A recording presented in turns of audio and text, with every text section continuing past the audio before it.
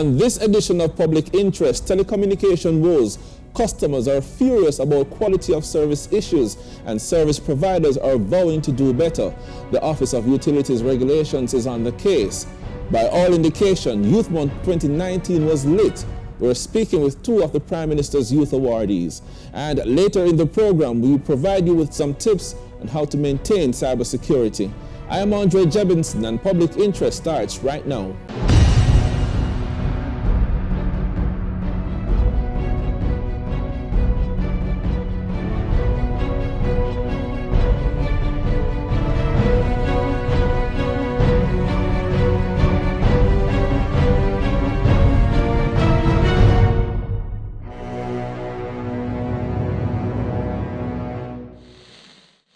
Cell phones and data services have become so vital to us daily.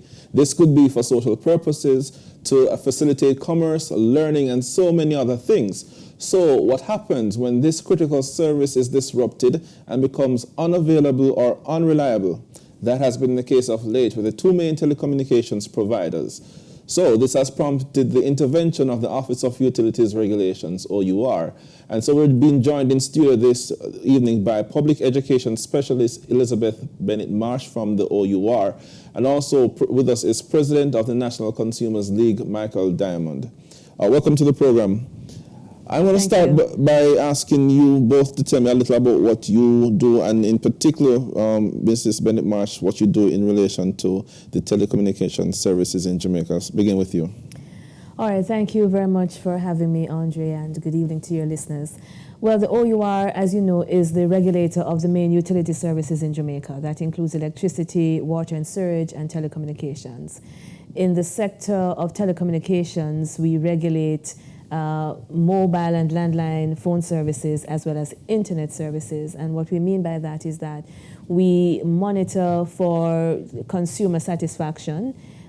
We look at the standards under which they're operating, and we get regular updates from them in terms of their operation. And we make certain policy decisions regarding the sector for the improvement of the sector. Okay, Mr. Diamond, tell us about National Consumers League. That is also the National Consumers League, which was established in April 1966. We're actually 53 years 53 of consumer advocacy and lobbying. The National Consumers League, for those who are not too familiar, if you're too young, is that the National Consumers League actually lobbied for consumer protection bodies such as the OUR. So for us, this is an important step in the right direction in getting that government body to protect against abuses within this sector, because again, we are a non-government consumer body, so our remit is so limited, whereas the government has that ability to go in and intervene on behalf of the consumers. So we continue to be the voice of all consumers of Jamaica. So this is a great opportunity for us now to lend the consumers' voice on this issue. All right, so let's get into the issue then. Phone calls of late. You try to make a phone call, you have to try 10 times before it goes through. You're on a phone call, it drops, data services unreliable.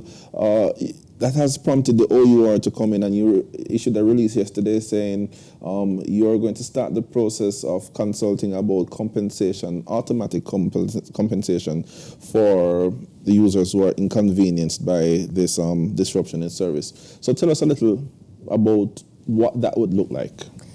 Well, before I answer that question, Andre, this is the second such action that we're taking in recent months. Recall that in November, about a month ago, we issued another press release coming out of meetings that we had with Flow and Digicel, where we mandated both telecoms companies to ensure that their customers were properly informed about any disruption, any planned disruption in service, and that they are also to indicate when customers should reasonably expect that the service will be restored. We felt that that was not being done, and that the telecoms companies had a duty to their customers to so inform them where they are planned. The second action that we took was in the form of a release yesterday that we announced it, was that we'll be consulting on automatic compensation for breaches of certain service standards.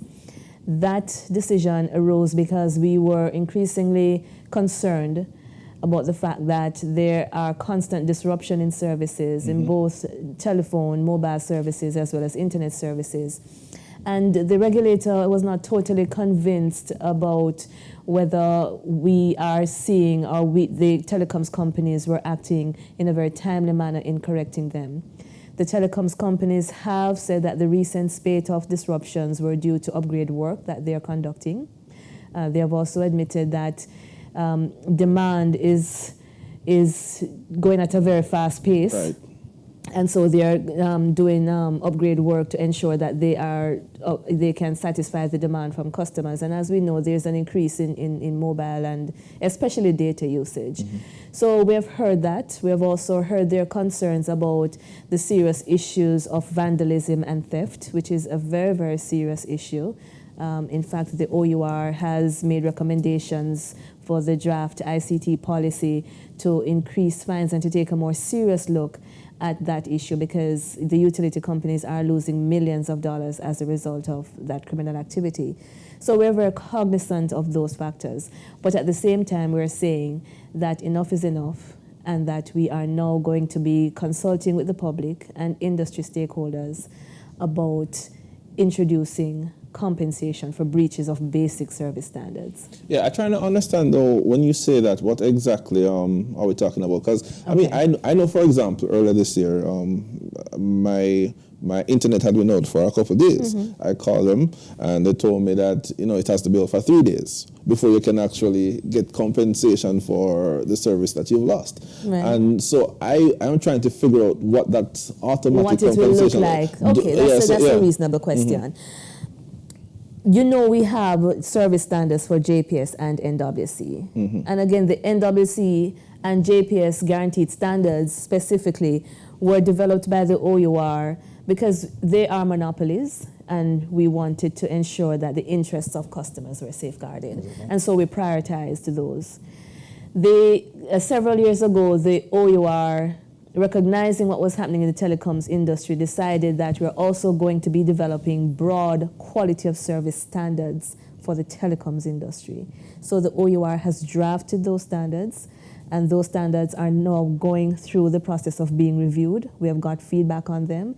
We are still continuing our review. We're hoping to roll that out very shortly. Mm-hmm. From those broad overall standards, we're going to be taking out some standards and say, hey, if you breach these basic service standards, then customers are to be compensated. So what are some of these basic standards that we're talking about? You mentioned one of them. How long should my phone service or my internet service be out before I'm due compensation? If it is that I apply for a landline for my business, for example, we hold the company to provide that service within a certain number of days. If they don't, then that should be recognized as a breach. And I'm just postulating some of the standards that we're likely to introduce. At this stage, we're still drafting the proposed document, as you can appreciate. But these are basic standards that we want to hold them accountable to you, the customers. Sounds good, Mr. Diamond, or are you? No.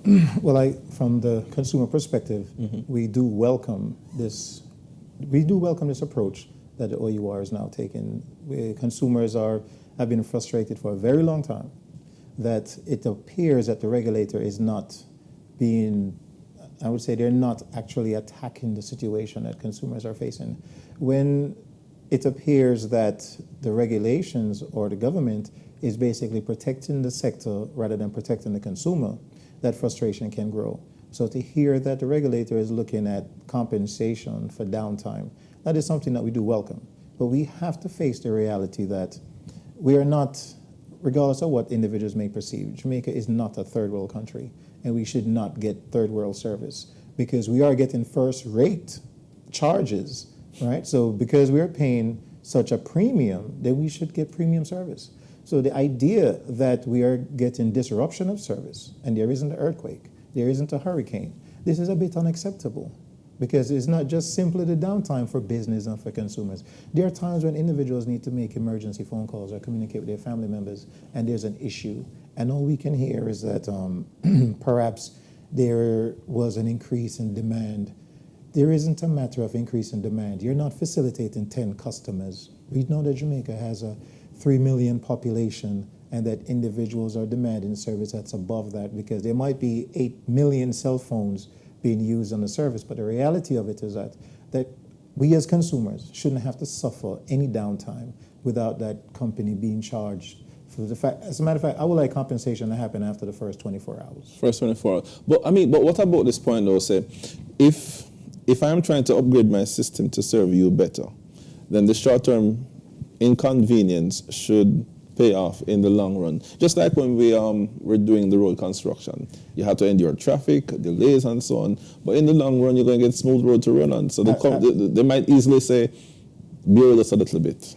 Well, the National Consumers League had issues during the road construction because of the fact that the road construction, it is anticipated that there'll be some disruption. But at the same time, for consumers, we would like there to be protections during this construction. And there was a failure for perimeter protection during that time.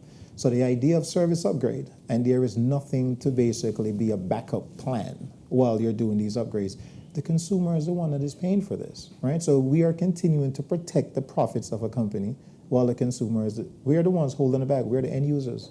So if you're going to upgrade your system, it cannot be an upgrade that happened on a whim. You must have planned for this. So we should have been notified enough, and you also should have been looking into putting other alternatives in place. And this is something that we have said to the telecoms companies. We recognize that upgrade work will take place, that there will from time to time be disruption of service. It's not unique to Jamaica by any stretch of the imagination. Exactly. But what we're saying to them is that you must notify your customers. What they have told us is that when the upgrade work is taking place, that the problems are localized. So it's not a Jamaica-wide problem, but the areas in which they're conducting the upgrade and the necessary work, customers in those areas, or if you're traveling through that area, then your service will be impacted.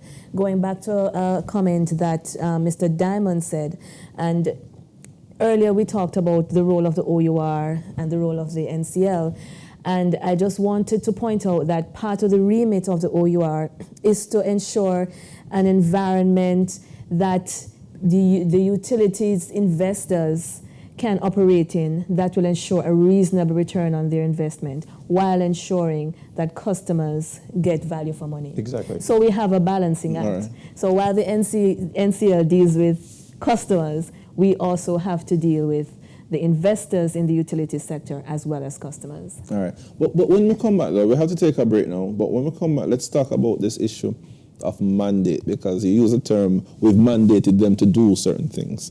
But just how far does that mandate go? If they don't comply, have they complied, and all of that? You're watching Public Interest. We're taking a break, and then we come back to our discussion.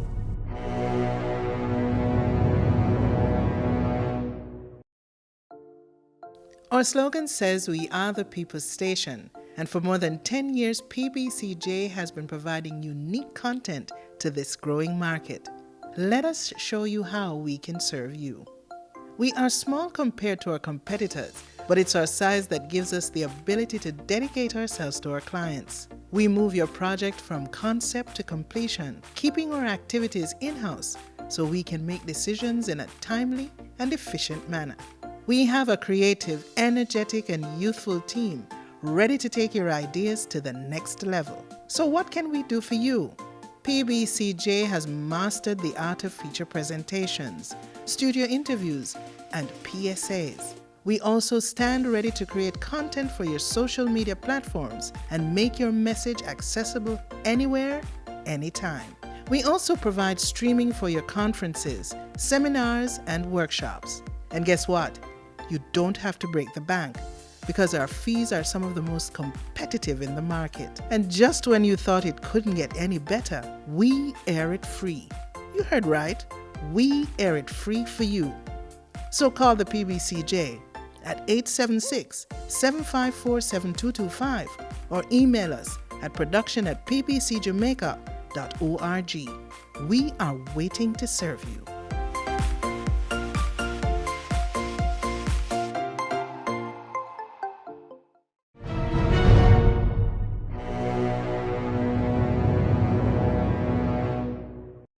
Welcome back to Public Interest. I am Andre Jebinson. We're speaking about the challenges that telecoms customers have been facing over the past few months, and we have the OUR and the National Consumers League here with us. And before we went on break, well, earlier in the first segment, we spoke about this issue of mandate. You've mandated them to do certain things. But how much bite does that mandate actually have? We'd like to think that it will be taken seriously by Flow and Digicel, because following the mandate, we tend to monitor for action. So we ask them to give us regular reports, and we do our own independent monitoring as well. If it is on the off chance that they ignore the request from the regulator, then we can issue a directive, which is basically an order for that action to take place. And in circumstances where, and I don't think it has happened, but we hope not to get there, we can take court action because we do have that remit as well. But nobody wants a court action. It takes a long time. Right, but you, I mean, as you alluded to earlier, also you also try to ensure that everyone is protected in this. So you have the provider and you have the customer as well. And taking them to court could mean significant step back in this competition that we're trying to promote. Right, and it's something that the OUR is not contemplating anytime soon. We are nowhere. You're just asking me what are some of the actions that is available to the OUR. All right, but Mr. Diamond, then how is it then a customer is guaranteed that if the mandate goes out to the utility companies, in this case Flow Digicel, they actually comply with it, because they know that OUR probably won't take it to the next level? Yeah. Well, again, the consumer is the end user, and we are left holding the bag. When we hear comments like that from regulators in regards to issuing a directive to companies, we are in a free market economy. And in a free market economy, there's nowhere else on planet Earth that free market economies, companies that operate to make a profit, ever do the right thing without some type of financial penalty. The idea of that, it is either voluntary or for better customer relations, that doesn't work in this space. And we have seen time and time again where customers are facing these issues, and because there isn't a direct penalty, an immediate penalty, then they seem to be dragging their feet. Now, the consumer acting from a space of frustration may not be fully informed of what the process is in order to get to that next level. But perception oftentimes would seem as if the regulator is weak because we're not hearing these type of penalties. The reality is we do have to find a balance, because we do not want to seem as if Jamaica is an unfair space for doing business. Yet at the same time, we also want to encourage that if you're coming to Jamaica to do business, then you must put the customer first. You must be willing to protect the customer's rights. And we at the National Consumers League, for while we respect those processes, we want to make sure that it's not just simply dialogue and rhetoric. We want to make sure that something is in place, that if you're not hitting someone in their pocket financially, they're not going to be motivated to do the right thing. So, Michael, we've come full circle to the beginning of the discussion where we talk about the automatic compensation that the OUR is proposing that be introduced following a consultative process. So we'll be doing that because we have seen where that was introduced for the NWC and the JPS. We do get quarterly reports from them. And they have to report on the breaches of the guaranteed standards and how much was paid out. And if you go on our website, because we're a totally transparent company, you can see where JPS, for example, would have paid out millions over a quarterly period, NWC a similar amount. That's a much smaller amount, but still a significant amount for breaches. So that measure that we have put in place is enough of a deterrent, we feel, to ensure that the utilities try, and because no private entity, even the NWC, which really has to make sure it is financing itself, none of them want to be paying out money for things that they can avoid. So we know that those have been working. We have recently converted all of JPS's guaranteed standards to automatic compensation. It used to be that some of them were payable after customers submit a claim form. Now we're saying basically all of them are now automatic.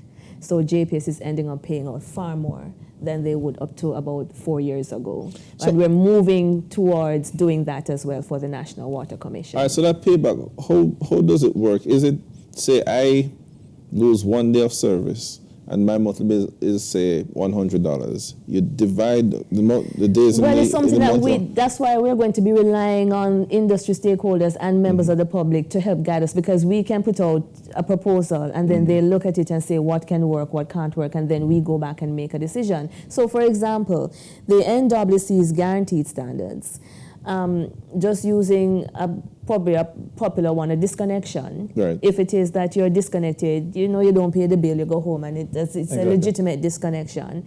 And then you go and you pay everything that's outstanding.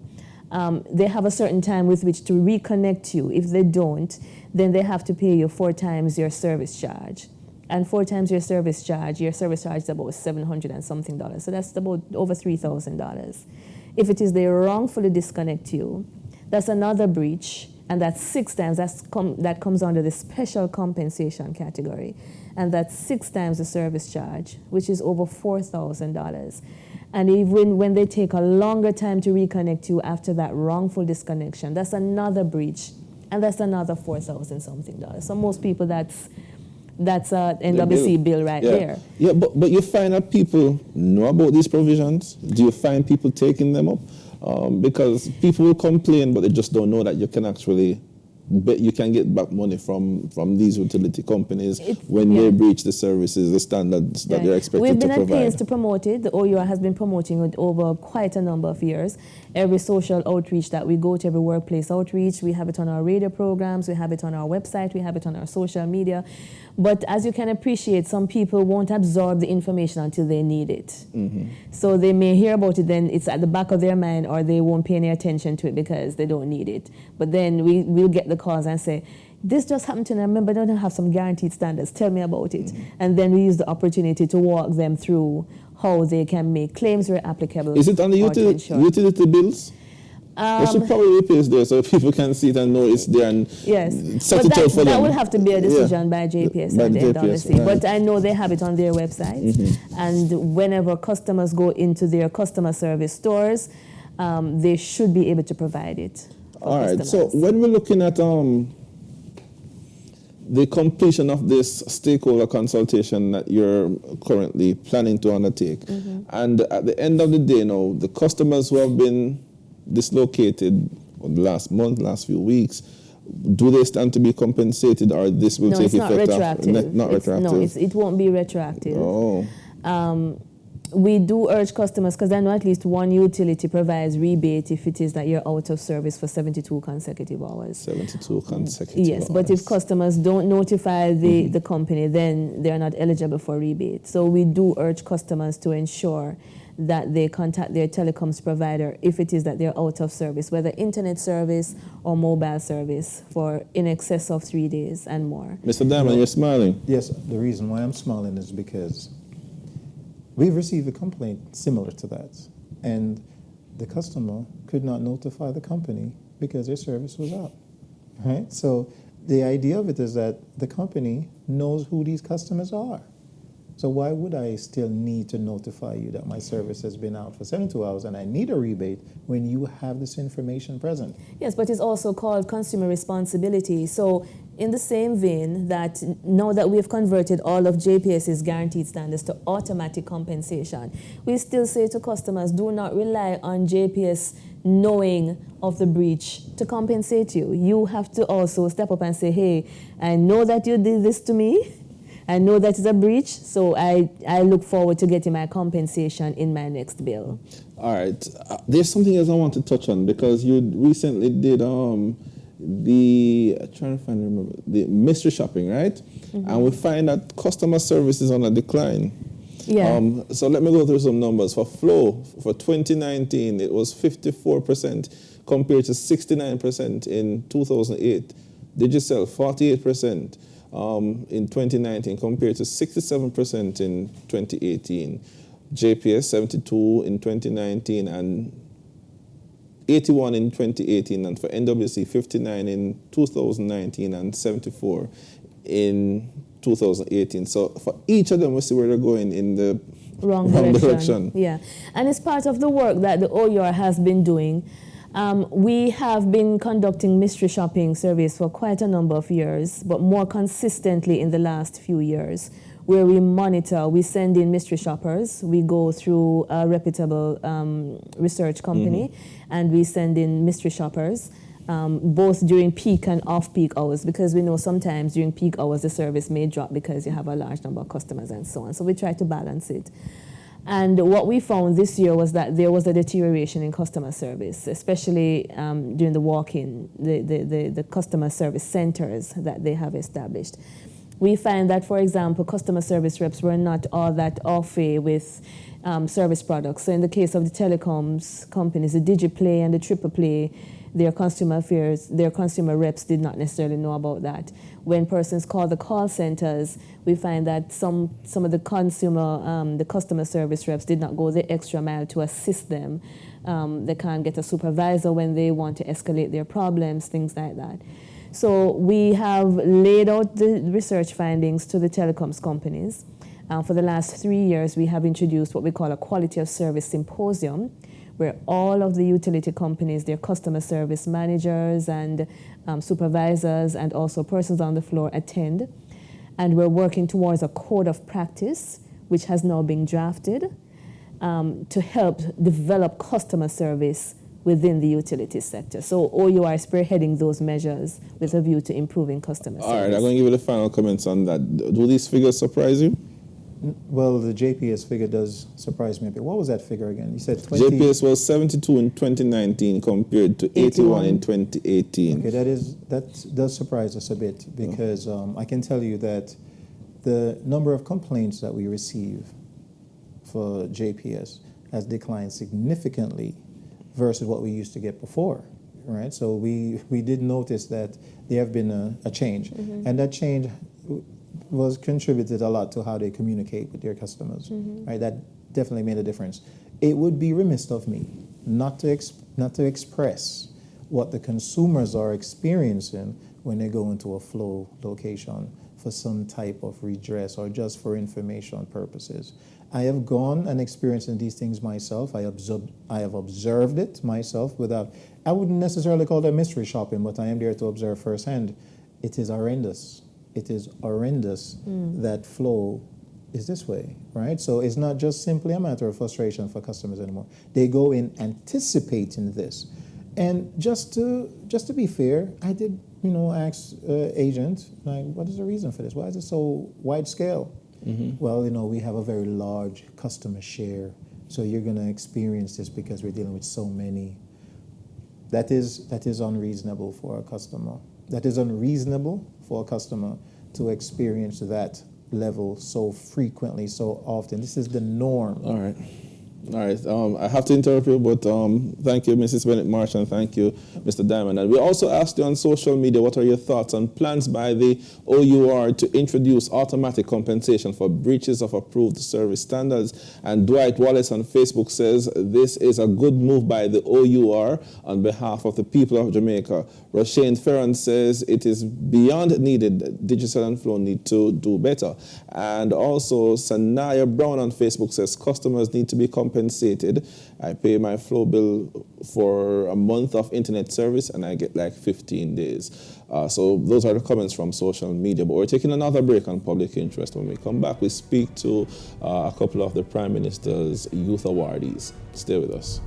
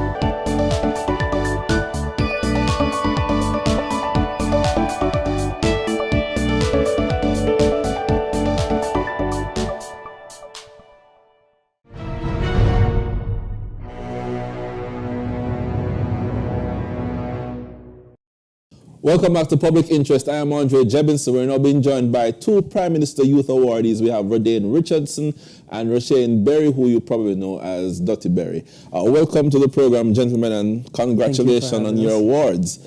All right, so tell me, you're a motivational youth leader. What is that? I mean, we hear good things about you, but what exactly is... What exactly it is, Yeah. I get you. So I'm the founder of Jamaica Youth Motivators, which is basically a youth-led organization that goes into high schools and it helps at-risk students or students who are in conflict with the school rules or school regulations. We assist them in social media awareness. We help them with stuff like having troubles with difficulties at home. So it ranges from a wide range of interests. Recently, we have focused specifically on female counterparts, and come January, we hope to focus specifically on our male counterparts. When you say you focus on female counterpart, what does that mean? What are some of the challenges that they face and what you've helped them with? Okay, so we have our event known as the Red Flower event, and the Red Flower event basically targeted women, and it also targeted women who are also pregnant. And we spoke on not only just your self-awareness and self-respect, but also, what to do when you're having, because oftentimes we see it's taboo. Persons don't really speak about, safe sex. They don't really assist women who are actually facing difficulties in terms of potentially being able, they're going to be getting pregnant, or persons who are already pregnant. So this created a safe space, per se, for these young ladies to voice their concerns, how they feel about certain situations, and we were able to hear from experienced persons from the Midwifery Association speaking to them about things to do in terms of breastfeeding, things to do in getting themselves ready in terms of that. We also looked at things such as like healthy uptake, keeping your body healthy, keeping your mind healthy, a wide range of issues. Right. So, I mean, what prompted all of this? Why decided that this is what you want to do with your time? You're probably not a paying gig or anything like that. So why get involved? Okay. I remember my grade 9 year at Arden High School. And I think that was my worst year of high school. My grades began to plummet. I was distracted. I was following the wrong crowd. I mean, it was a bad year. That was the year I was mugged twice. I was threatened in the public bus. It was a crazy year for me. And that was also the year that I decided, after my mom spoke with me, that I wanted to do more. That was also the year that I met Michael. He attended Tivoli Gardens High School. Who's Michael? I won't tell you the story about him. So he's a young man, or I would say was. Well, I'll tell you a little bit more about why I say was per se. But that was the first time I ever went to a high school and I did a speech. There was no Jamaica Youth Motivators at that time. It was just me. And I went into the school and I did a speech to the young men about, not letting your circumstances define who you are, not being limited to just your environment or your surroundings. And at that time, Michael sat at the back of the class and he wasn't participating. And based on who I am and my energy, I wanted everybody to participate. And he was adamant. He was a typical stereotype of what you classify as a bad boy, quote unquote. And he was there. And he was just like, now participate, nothing. And eventually, the conversation got intriguing, and then he started talking. He started helping, he started assisting, started working. And gradually at the end, he came and he was like, Radane, how do you speak so well? And I said, it's just practice. And I just practice, and I just work at what I want. And he looked at me and he asked if I could have been his father. My heart nearly dropped. I'm a young guy, 15, and a question like that, it just shook me over completely. Yeah. Later, however, about 2 months, 3 months, we were in communication. Some friends and I took him out to the movie theater because he said he'd never been to a movie theater before. And 2 months after, I heard that he died. So that was like the start of why I really started and why I won't stop. When he died, how? He was shot. Oh. Mm-hmm. Wow.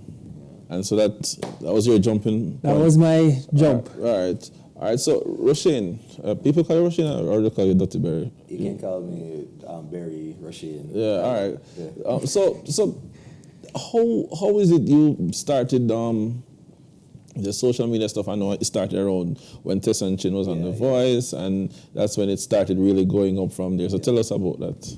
So, you know, like what Redin just said just now about, like, I think all of us, we have a certain defining moment that trigger us into where we're destined to be. I think that happened for me in 2013. I had been doing YouTube videos prior to that, but it was a case where I never really owned it. So I was kind of doing it and dabbling in it, but not really, you know, putting my all in it. So having left university and then end up unemployed for about 2 years, that was really rough because, you know, them over Manza in Portmore, I would see the youth them just there. Every day them just step on the street and I said, boy, I hope this don't end up in my life.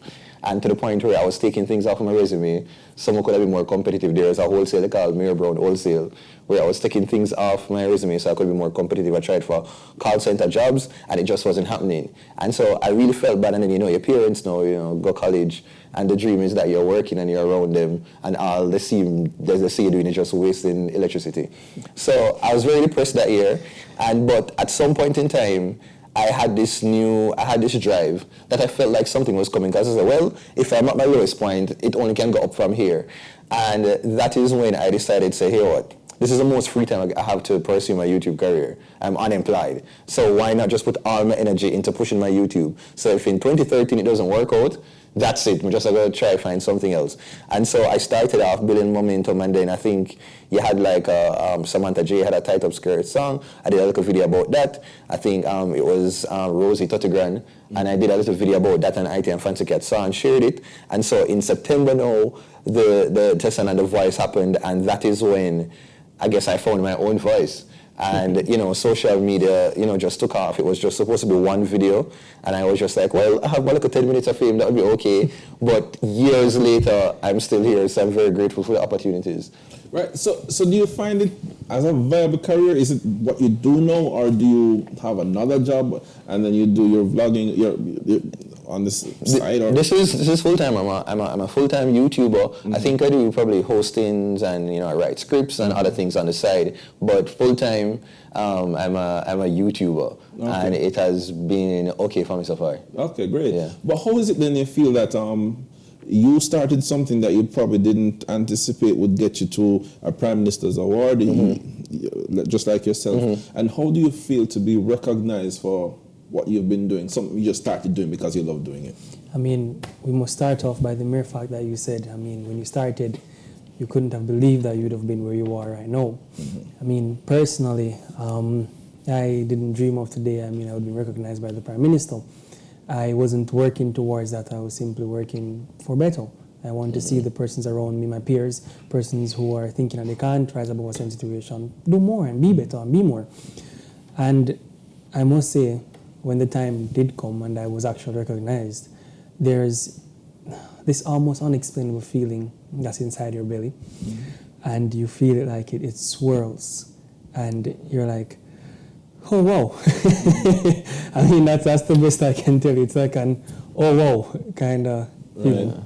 All right, so I remember last year I actually sat on one of the panels for the judging for the Youth Awards, and, you know, there were people who were seen coming and in some unusual areas. So you had people who were doing, you know, their stuff on YouTube, and people, you know, were wondering, you know, what is it that we're really awarding people for? So how do you feel about, you know, doing what you love doing? It's not the traditional award that would have been there 10 years ago, but yet you're in a sphere now where you're being recognized for your kind of entertainment. I think I feel good because I think as the most honorable Andrew Holder said, you know, that I'm a pioneer, and it sounds weird when you hear like a veteran and words like that, but really, with everything that I do, I really want to show, to highlight the fact that you should put emphasis on your innate abilities. Like, you know, we all have certain skills and talents, and so that wake-up call for me was I always thought that the only way I could have some sort of success was in the academic, you know, area and pursuits, and I totally neglected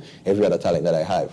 And so in what I do with YouTube, it's not just about like, oh, you know, I trap mix up and stuff like that. But if you realize, it's more about, let me see, I say, had Louis been a millennial, should be doing the same thing that I'd be doing.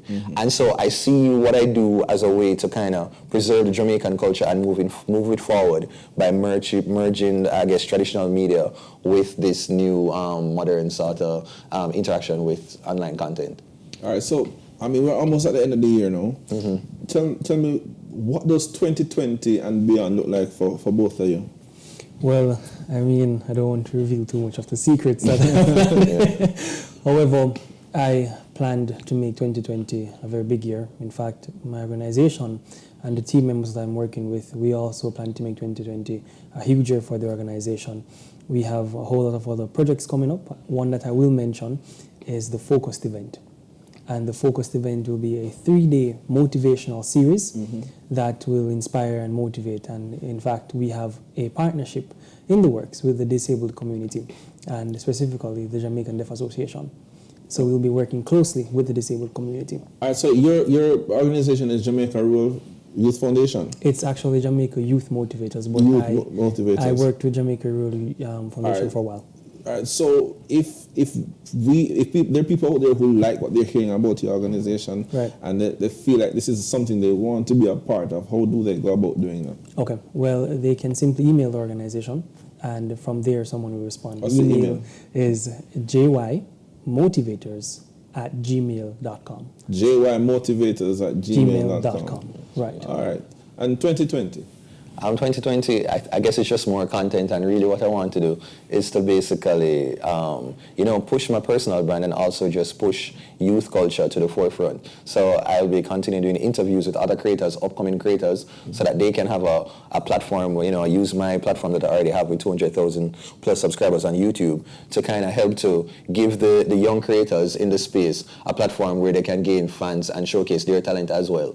Moving forward into 2020, I think I want to probably, I've worked with you before, so probably do stuff because now I'm realizing I like the idea of going into schools and just talking to people and basically helping to encourage them to foster their talent. So I want to be doing more of that, and who knows, maybe, some other type of content. I'll be interacting with a lot of people. Right, so this is like a spin-off of the Prime Minister's Award. You have people collaborating and doing. But do you feel that there is enough space for what you both do locally for more people, or you probably saturated and people who want to do your kind of stuff probably just need to come on board with what exists already? Okay, this is a very common question. In fact, it actually demotivated me once by a response. A colleague said, the person said to me, this one I was just about to start actually, said to me, why bother start a new organization? Why not come on board?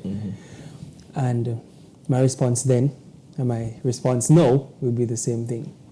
With the number of negatives we have in our society, we shouldn't be demotivating or deterring persons from trying to gather more persons and to create a greater effect. We should be encouraging.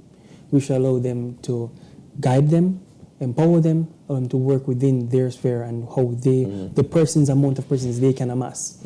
The number you amass, even if we're doing the same work, the more the merrier. We go to different persons, different places. I think I'm okay to encourage more creators, but the only thing is just that I understand for a lot of young creatives, they tend to want to just stick to what they think everybody's doing without really finding it, because we all have a unique eye. We have an angle to which we see the world. And so I find everybody that does want to do the videos with your mother come home from work and you put on a we're going to do something, but there are people who are makeup artists, there are people who are good with fixing things, there are creatives who understand fashion, there are people who know about cars and gaming. So I would just basically welcome any creative to do what I'm doing, but to also just do the things that you actually enjoy. All right, thank you both very much. Interesting conversation. And we're going to take our final break on public interest. When we come back, we talk about cybersecurity. Stay with us.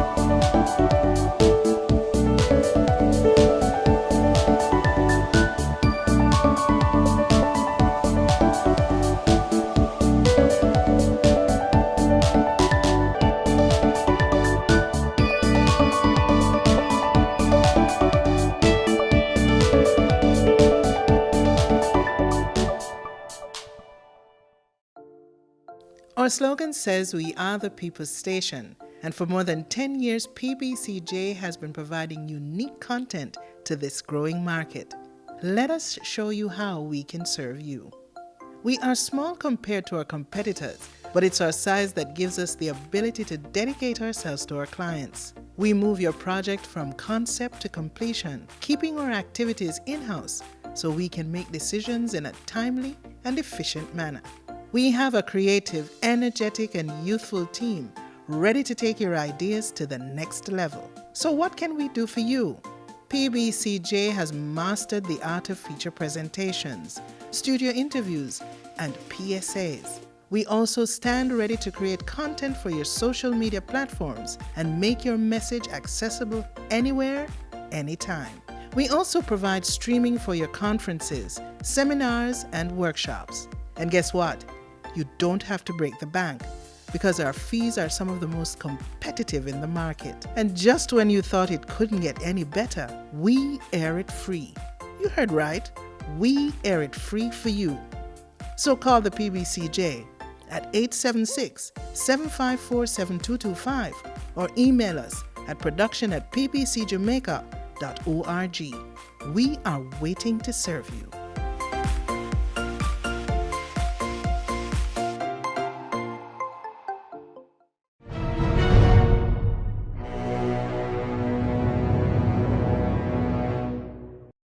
So it's a season where a lot of activities are now taking place online, whether shopping or just communicating. So here's Karen Brown with some tips as to how you can be secured online. The digital age has brought about a complete change in the way we view and experience the world. While collectively, the turf on which the world functions has become smaller, it has also brought about its own share of problems. As connectivity increases, so too has become the risk of security. For example, in 2014, the accounts of nearly 500 million users of Yahoo's email services were breached. But what is hacking, and why is it important to be cyber safe? We spoke with Maurice Marshall, Technical Operations Manager, here at PBC Jamaica. Hacking is identifying and essentially exploiting weaknesses in computer systems and our computer networks. Basically, it is a way to illegally or illicitly gain unauthorized access over computer systems for some usually illicit or illegal purpose. There are very different types of hacking and different types of hackers. And typically when you're talking to someone about hacking, you're going to hear some terms come up. You're going to hear about the white hat. You're going to hear about the gray hat. You're going to hear about the black hat. You may hear about the hacktivist. And just to tell a little bit about each of these, the white hat, or what we call the ethical hacker, is someone who is responsible for penetrating systems and hacking systems for the purpose of finding weaknesses and essentially creating assurances or giving the software builders an opportunity to correct those weaknesses before the bad guys get into them. That's the ethical hacker. And ethical hacking is actually legal. So there are persons, security companies and other companies that actually pay persons to actually hack their systems in order to ensure that any exploits and vulnerabilities can be detected early and they can be fixed before the bad guys get in the system. So that's the white hat. You have the gray hat, and he does the hacking sometimes for the fun of it, but he may also do it for illicit purposes. He may be doing it for money or for some other malicious intent. So that's your gray hat. Then you have your black hat. Now, this guy is a bad dude. The black hat hacker or the black hat, he is the one who is going to be penetrating your systems, trying to exploit your systems, usually for money or for some illicit purpose. He's not trying to fix anything. He's not trying to find any weakness to help make sure you have a better software or a better product. He's hacking your systems for the fun of it, to gain your information so he can sell it to somebody else, or because somebody else may have paid him to go ahead and try and crack your system. Now, Those are usually the professional levels. There's also what is called the hacktivist.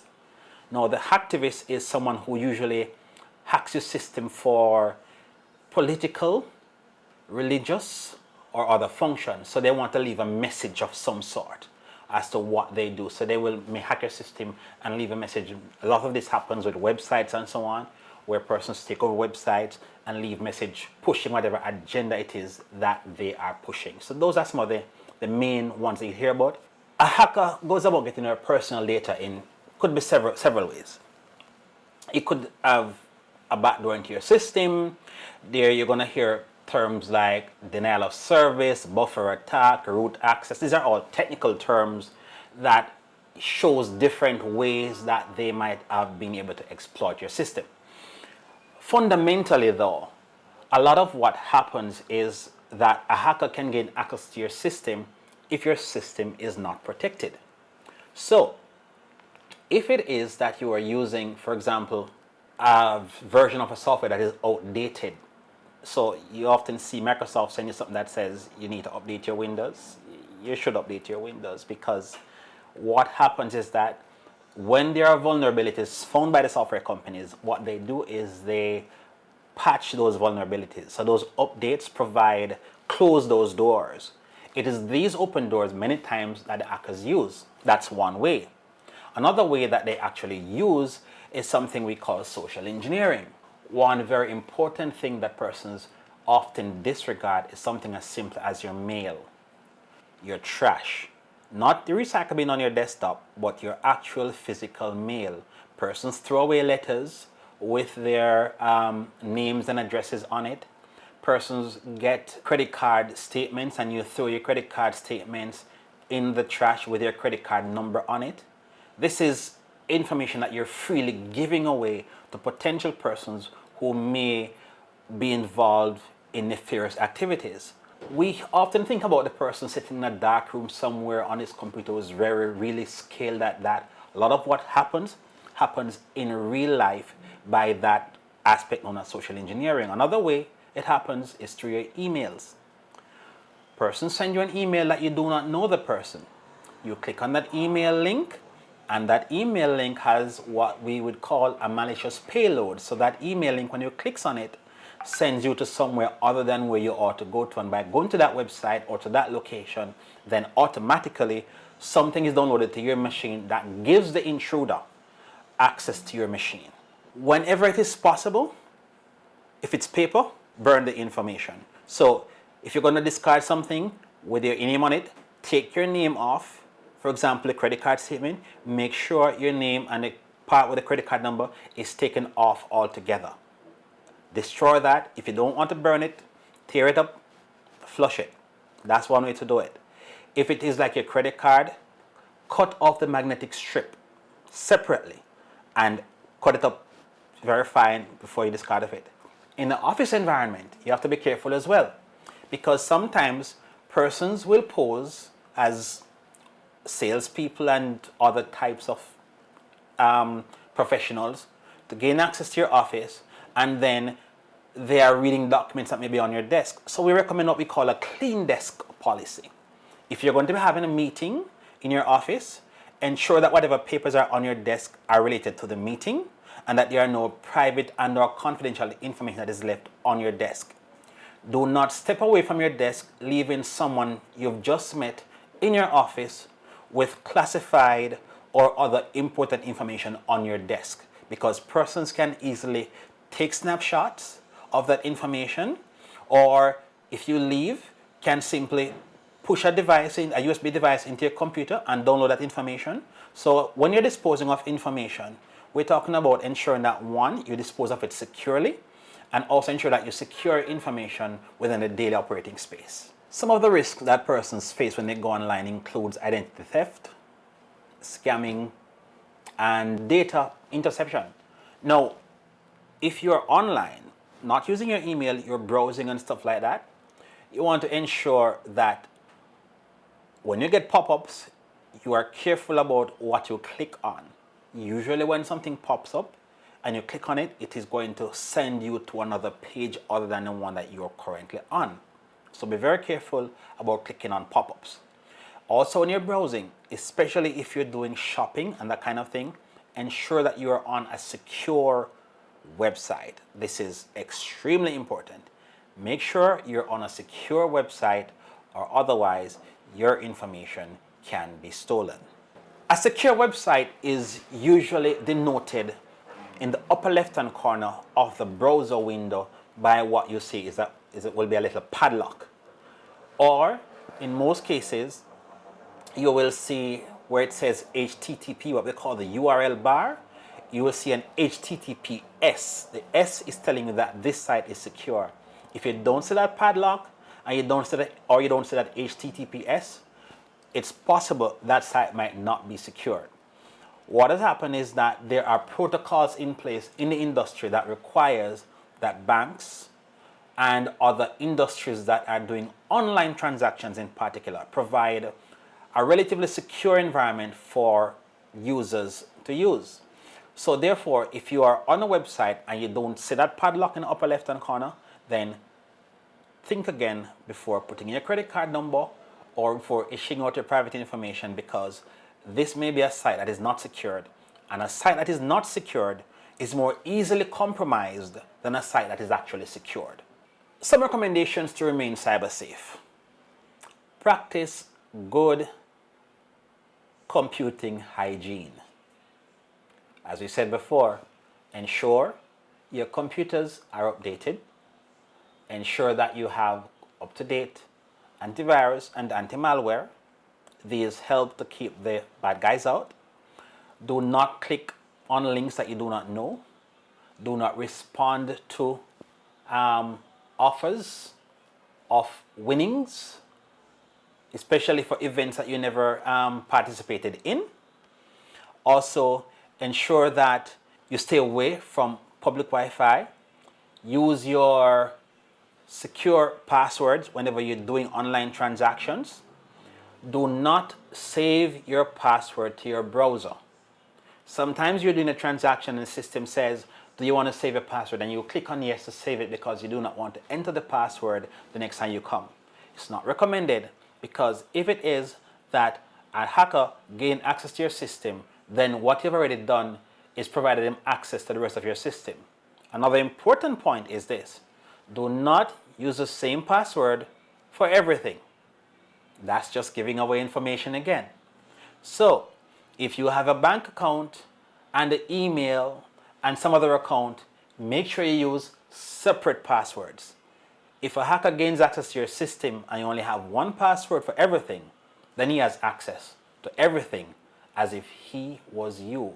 Remember, identity theft is very rampant, and with all information that is out there in cyberspace, on your Facebook, on your WhatsApp status, on your LinkedIn, it's possible for persons to gather information about you and form an opinion of who you are and use that information to get close to you.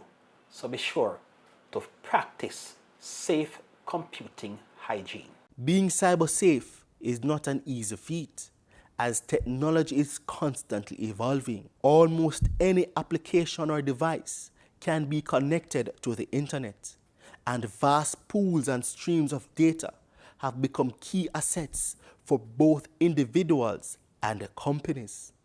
But with the advent of driverless cars and biological and digital implants, it has become even more important for us to be cyber aware and become cyber safe. And that will do it for this edition of Public Interest. I'm Andre Jebinson. On behalf of all of us here at PBC Jamaica, please have a good evening.